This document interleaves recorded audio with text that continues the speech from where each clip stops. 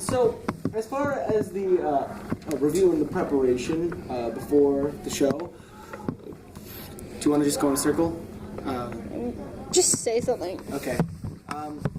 What I pretty much did is I just went through the entire piece, and then I found the parts where I wasn't so hot, and then I just started practicing those parts over and over again, which is great in theory, but it didn't really help as far as putting the whole piece together. I think a lot of us, even in theory, we were practicing it, but we weren't necessarily practicing it at the right tempos. And I think even if we practice with the metronome, because I know I did, I have a feeling that we would go to ignore it instead of actually have it help us. And I think that's something a lot of us actually struggle with, working with the metronome in specific. Like, it's one thing saying I'm going to practice with the metronome, and it's nothing actually doing it. Right. Personally, I prefer to play along with the actual music and then maybe slow it down or speed it up depending on, like, if I want to practice it, like, faster or slower. I find myself drowning out the metronome. I find little spots, like, in class when we play, I find spots that are hard for me, but that's normally the more scale type of things, going up and down, so I need to practice that. But also, I think a problem is, like, no one wants to play, like, the boring parts at home, and those always end up being the parts that we get messed up in during class. Case of point, Farrell. Yeah. Especially also with intonation, I think, like, I know I get a lot of intonation wrong, but I know that as a whole in the orchestra we have really bad intonation, and that we really, it's part of our listening thing too that we talk about in class. Like, not only do we not listen to each other for, like, rhythm stuff, but we also don't listen to each other for being in tune. Perhaps then in that case it would be most advantageous for us to start playing along with that that noise generator, the skull crusher. The skull crusher. Well, no, the skull crusher is if it's the metronome. What's the device? It's like, just call, we know what you're talking about. You're talking about the guy that gives an A, just hums an A, basically. Large metal box. Destroys your brain. No, the skull crusher. Do you remember that one time where the D note was on there for about 5 years? That hurt. But it helps. That's a bit of a tangent. It did help. It hurt. But anyway. It helps, and I think we need to start getting things in place earlier. I think what we did on this concert was a lot of waiting. Yes. And I know that we had the break in between, and for me, example, I couldn't practice, but I think that there are some people that could have practiced that didn't. I think that we kind of let each other down.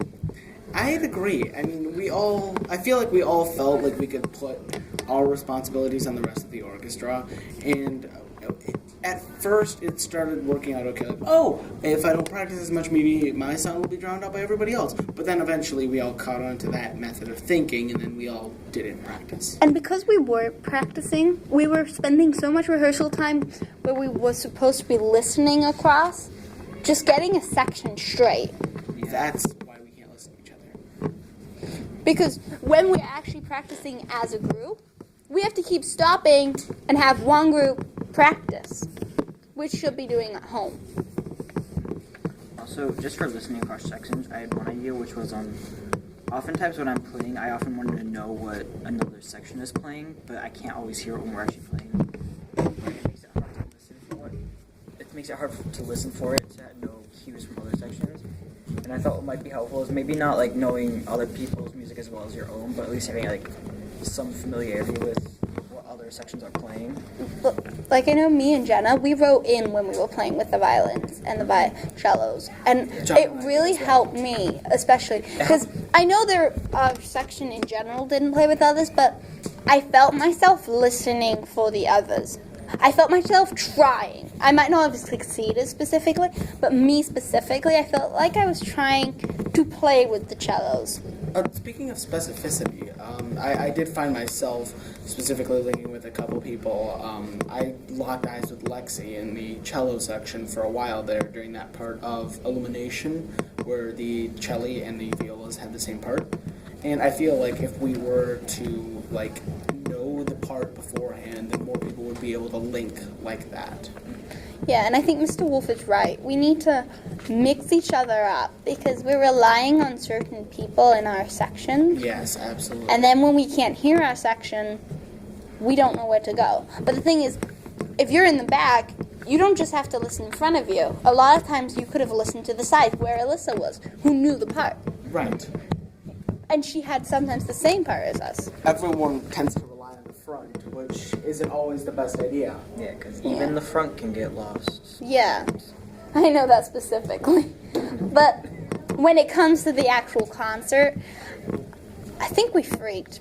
But the big thing, I think, is Oh boy, did I we freak. weren't focused when we got here in the morning. Oh, absolutely not. We were all really tired. I mean, I know that I just had a cup of coffee, and I was actually very used to that stage as I'm coming from Pierce Middle School, which always played at Kettering.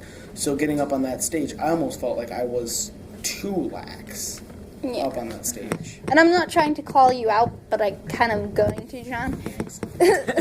Like, John isn't the only one, but people didn't have their music, or they were rushing. John is They were. We were like, we knew we had a concert, but we were acting as though we had a rehearsal. Right. We treated it more like a dress rehearsal than an actual concert. Nobody took it seriously. Yeah, and I think once we got on stage, we were ready to take it seriously, but that we had wasted our warm-up time a bit. Yes, we did. That actually goes to one thing. I heard people talking after the concert earlier this morning too. People were saying they kind of expected it to go better, like they almost expected to get ones, even though like through this entire time they've been told that like we're at like kind of a 2 or 3 level. Yeah. And I think that's kind of a problem is people don't really realize where they're at, and they kind of just expect it to be better, especially in concert. People are like, oh, it always goes.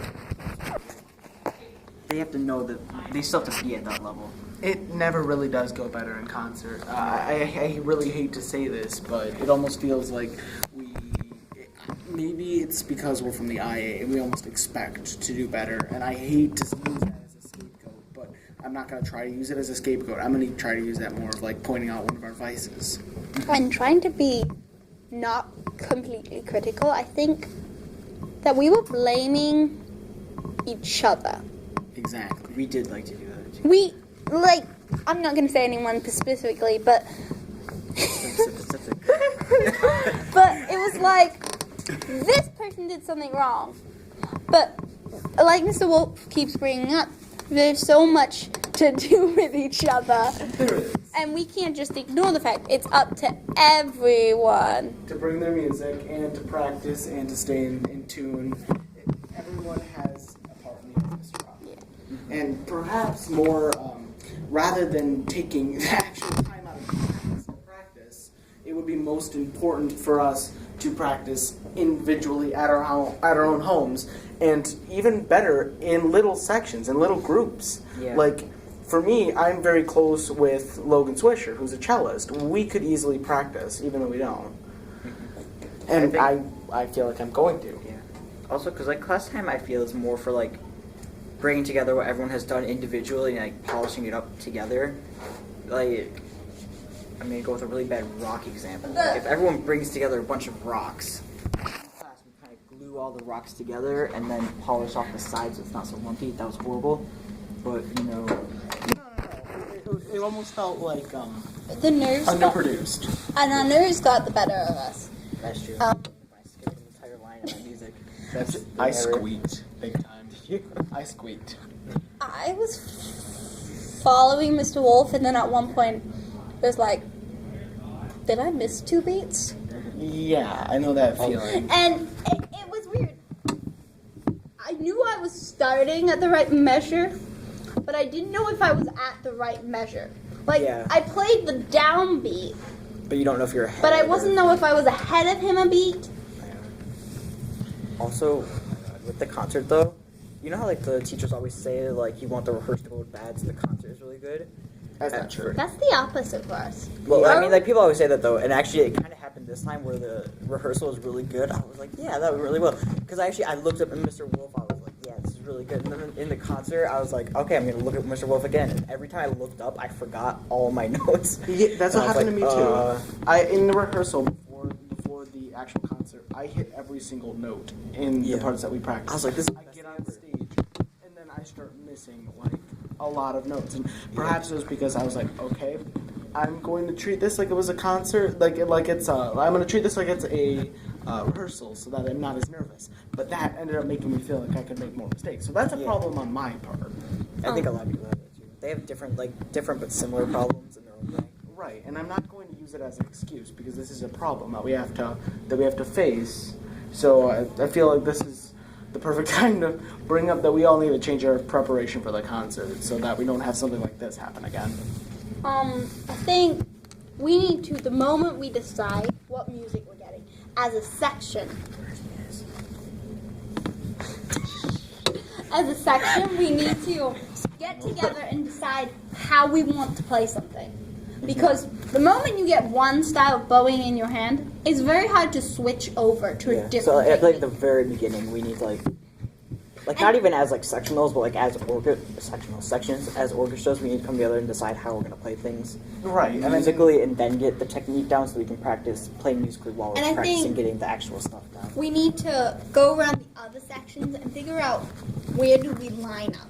Yeah. And we should, Exactly. and we need to make sure everyone is writing this in their notes, because I know that when he says write it in your notes, Half there's the only orchestra is not half of writing us in their doing notes. it. You know, it might be really tedious and might not work, but what we could have people have sections play either the entire piece or big sections that they have, and have the other members of the orchestra follow along in their own music and write oh, this is where they have a moving line or something like that. So because I know what helps me a lot is when I know that let's say the violins, it's often when they stop having a moving line and we pick it up, that's how I know that that's where I am.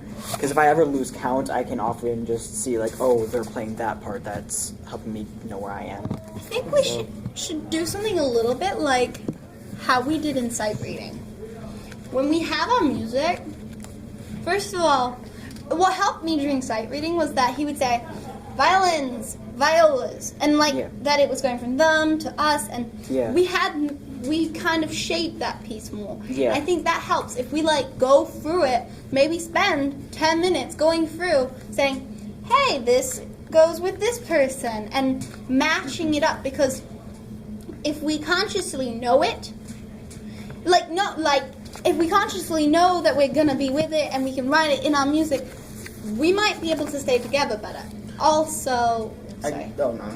I completely agree with that statement. However, it's very important that we don't end up doing that every single time. We should do that just one practice, try to make sure that we know everything about where everyone is. But then after that, we can't just keep on doing a sight reading style type scenario, because that's just going to end up getting out of hand.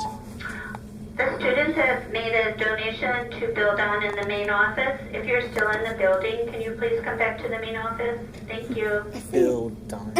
I think what I'm trying to say is once we have the music, spend 20 minutes discussing it on the first day. And then we all have our pencils out. Yes. And we all have our own original. Yeah. Because this is what's happening, I think. We were writing notes during rehearsal Yeah. I know I did on that. one half of the paper. Yeah. So one person. Oh, you mean not standwise, person per person, each have their own copy. Yeah, Yes. Everyone writes the notes into their own copy. So they are consciously aware of it when they practice it. Because when you see things, even though if you're not visual, you're always seeing, oh, that's the cello part, that's the cello part. Even if you're at home practicing and you're not actually practicing with it, that re-seeing it gets into your brain. I felt like that was a vice between myself and John, as I had a lot of notes on my first and third pages, and John had a lot of notes on his second page. Yeah, my second page was pretty much empty. Yeah, the same. first and third were empty. So we had a lot of things in our notes that we both mutually understand mean something. But then when you went home and tried to practice, you're yeah, what is that? What is Yeah. that supposed to be? I remember there used to be a drawing of a cute little wolf there, but now I don't see it. yeah. Also, I don't like blogs. Thanks. No. This is on the blog, so Okay. I don't like blogs because I don't like to hear myself. But I think that we need to hear ourselves. And I think have a different beef with the as blog. much as I hate I hate say- uploading. Oh yeah, I'm I'm fine with. I can listen to myself all day, even though it might make me hurt. But I'll put it in. No, but I think it's not the most pleasant thing to do. But Yeah. I think that if we don't get it together, we need to make them more mandatory. And Yeah. more pieces mandatory. It's like that because thing- I'd like to play devil's advocate. I feel like Yeah. a lot of times when we do end up uploading blogs, that actually hinders our ability to practice. So perhaps a blog reform, some sort of different style of creating a blog, instead of like taking away from the time that we spend practicing, perhaps it would be some different technique that we display on the blog rather than simply talking about something that has occurred. Because a lot of times what we put on the blogs can just be empty words, and then we go turn around, and then it isn't really. You don't. Anybody who posts something on the blog and gets credit for their blog, that's the easy part. Turning around and going to go practice, that's the part that's difficult. That's the part that takes refinement. So perhaps sometimes the blogs may be a little bit superficial in their ability to get people to practice. Maybe more testing in class would be a better idea. the reason But the blogs are important just for like listening. Well, obviously. But then that's the whole reason point. I say make them more They are. mandatory, like have more blogs, is because, or to maybe have one where you analyze, this is what I'm gonna do this week, True. and set an actual goal. Yeah. Because we were like, guys, have this by Friday. Our Nobody response has it. was Yeah, that no one was can do like, it. wait, what do I need to have by Friday? That's why sectionals are helpful for me, because when I get home, I'm kind of in like my no homework zone. I'm like, Yeah. oh, no homework, whatever. Right. That's why it's helpful for me to do things at school. I know that I have a tendency. Kata, your phone is in the main office. Kata, please come to the main office. I know I have a tendency on the weekend, and this is really bad on my part, that I think I don't have anything to do when I actually do have to practice, and often it slips by that I practice. And I know I've done this a few times this year, where I've just not practiced over the weekend, and I think that's on my part that I need to fix that. But That's a vice I share. yeah, it's like I want to practice. I know I have to practice. But you just But can't make yourself do it. when I'm in really. my bed, I really can't be bothered to get out. So then, in that case, perhaps if we could try to get more people to actually practice here at school after, because let's be honest, nobody leaves at 2:35. Excuse you. I leave every Excuse day you. at 2:35. My mom I hates it have though. practice Let me- at 3 Actually- o'clock when I go have sports season. Actually, my mom would love it. I if have I've to leave misspoken. early. I've misspoken. Enrico's like, no one does. But I know what you're saying. The Yeah. majority of people don't leave Yeah. at 2:35.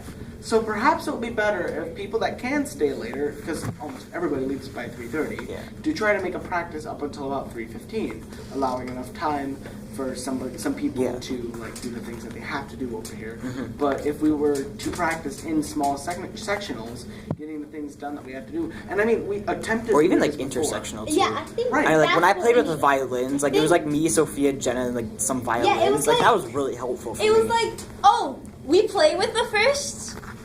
Because my I- problem is, I can't necessarily see the first. Like, That's true. I can see them about approximately. But I can see them approximately, but it's like the second stanza are in the way. Yes. I also think we need to reanalyze how we set up the sections. Oh, because absolutely. we have like European style. I was like gonna say that. European I style. would. I want a high five. I actually feel like it would be I most love European advantageous style. for us to, instead of using the setup that we have, to switch over to a European style. And I'm remind me what wholeheartedly. it is. It's where basically the fuel is in the cello switch, and I think it's particularly helpful because then everyone can hear the cellos, and the cellos always seem to lock in with the basses, and then you have the cellos and the basses really lock in, even if it's not with Mr. Wolf, they're Yeah. together. And then you have the violins and the violas, yeah, that's right. Yes. Hearing the And I cellos, and played that really that. keeps them together. And I've played like that, and I agree. Yeah. I think People usually do it for sound In reasons, fact, but I mean, can we actually go over to Mr. Wolf right after this and tell him that we should probably get into a European style, even before we upload this blog? because he's never gonna. Are you listening, Mr. Wolf? It's a I'm 20 minutes. sure Stop listening. I'm sure he's listening to a 20-minute blog. Stop listening to 20 minutes in, please. But I think this is the most important, and that's why I'm going to say that we should pause it and start a new one, because this is things we actually want him to see. Well, he's got to listen. We want him. But We want him to listen to this. This is the raw, unedited content of the things that we've come up with. Ideas, even though we've thrown out ideas, like all of these ideas are valid. And I think for the fourth thing that we want to talk about, we should pause it, stop it, and do another one. Fourth one. Well, I know, but